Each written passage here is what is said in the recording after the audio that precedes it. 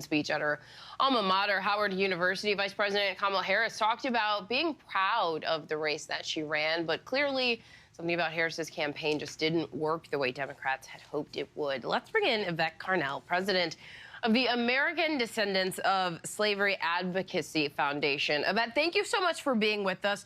First off, let's talk about your organization because that is important to the perspective that you have. So tell us about it.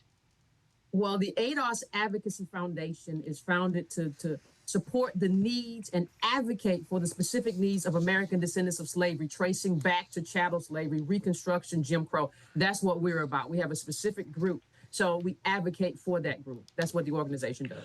Okay, so thank you for breaking down that. Okay, so most people, I mean, even when you look at the election results, overwhelmingly black women, black men, even if some of the numbers were smaller than in previous previous times voting, they still overwhelmingly went for Democrats. But where do you think that the Harris campaign went wrong? They don't know their electorate. The Democrats have banked on the browning of America, bringing them in votes, right? So that means that by the browning of America, you can treat Latinos the same way that you treat black people, the same way that you treat ADOS, but we have a different history. And what you heard a lot of Latino or Hispanics say is that, listen, we want opportunity. We don't want to be called Latinx. We don't want any of that.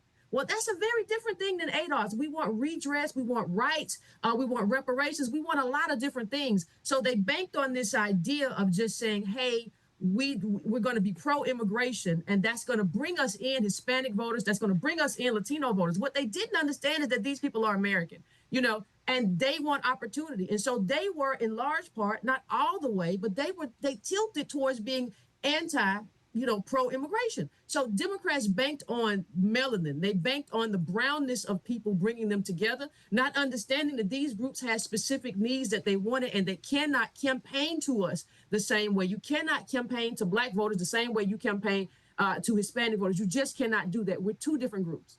Okay, and to that point, we have had, Democrats and Republicans, specifically on Sundays, who I've spoken with, to ask, how do candidates reach these groups?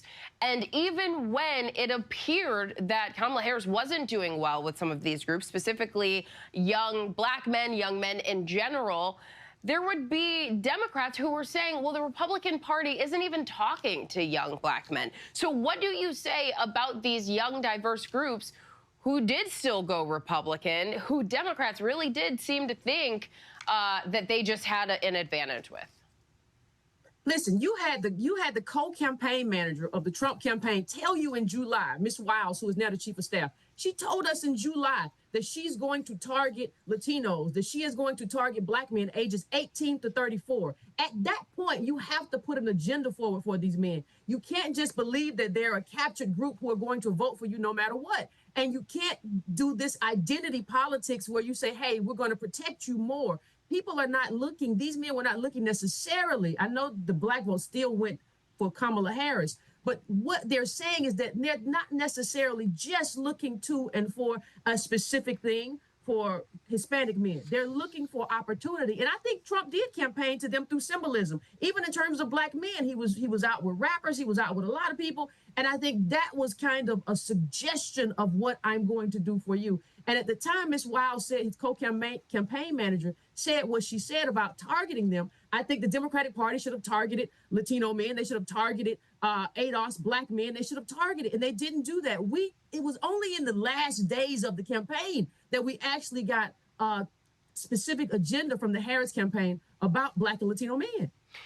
So I was talking with a group of, a group of Republicans, of Trump supporters, about an hour ago, talking with them about the wide swath of Americans who voted for now President-elect Trump, and how he will now have to work to keep a number of people happy, how he'll have to do that with policies. You're saying that it's not all about identity politics, that obviously economics was overwhelmingly the top priority for so many Americans, but for you as the president of the American Descendants of Slavery Advocacy Foundation, what do you hope the administration, this next administration, will do for those descendants of slavery?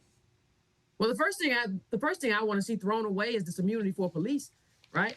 But I want us to have the same kind of opportunity. We need disaggregation. There are a lot of things that we need that we're hopeful for. People say, "Oh, you can't get anything out of the Trump campaign." Well, we have a whole agenda up on our website, and we hope we can get some of that, right? The problem is we haven't gotten a whole lot out of the Biden administration either, and people are looking at that and they're not saying, "Hey, Biden, roll with the unions." That's great. But what are you going to do specifically to improve the quality of life for the people that I advocate for? What are you going to do? And we begged the Harris campaign in the early days, "Hey, give us an agenda." And instead of doing that, people made the argument for why she should not have an agenda.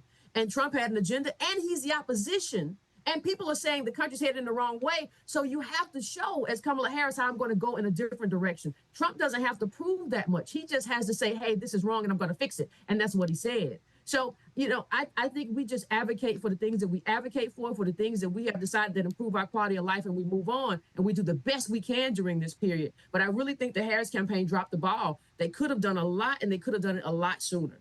And what do you say for those people who say overwhelmingly, regardless of how they ended up with politics or different issues, that for them, the now president-elect has a history of some very divisive rhetoric, some that many have called racially charged, downright racist?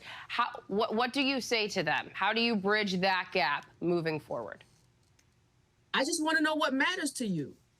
He said somebody said some negative things at a rally about Puerto Rico, right? And the Latinos and Hispanics didn't seem to care that much in terms of how that vote split. So I am not concerned necessarily about what Trump is saying. I'm concerned about what he's doing. I'm concerned about whether or not resources hit my community. I'm concerned about my community's rights. I'm concerned about redress. This idea that I should just be concerned and offended all the time, I'm not offended. I want to know what I can get into my community to improve their lives. That is my focus. Anything else is a distraction. Yvette Carnell, appreciate having